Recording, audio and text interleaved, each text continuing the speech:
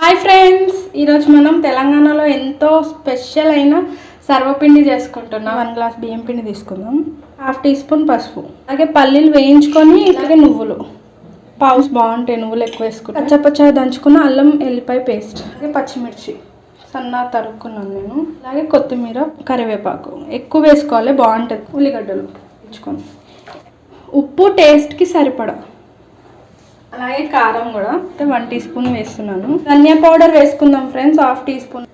అలాగే నానబెట్టి పెట్టుకున్న శనగపప్పు, ఎక్కువ వేసుకోవద్దు శనగపప్పు, కొంచెం కొంచెం వాటర్ పోసుకోవాలి, ఎక్కువ పోసుకోవద్దు. మనకు చపాతీ పిండి కంటే కొంచెం మెత్తగానే ఉండాలి ఇది మనం ఇది ఒక 1/2 అవర్ నాననివ్వాలి. పెద్ద గంట ఆయిల్ వేసి సర్వపిండి ఒత్తుకుందాం ఇంట్లోనే. ఫ్లేమ్ పెట్టుకోవాలి ఫ్రెండ్స్, హై ఫ్లేమ్ పెట్టుకోవద్దు. మంచి గోల్డెన్ కలర్ వచ్చేసింది, కావాలి ఇలా వస్తేనే బాగుంటుంది, క్రిస్పీగా ఉంటుంది ఇలా ఫ్రై చేసుకుంటే. సర్వపిండి రెడీ.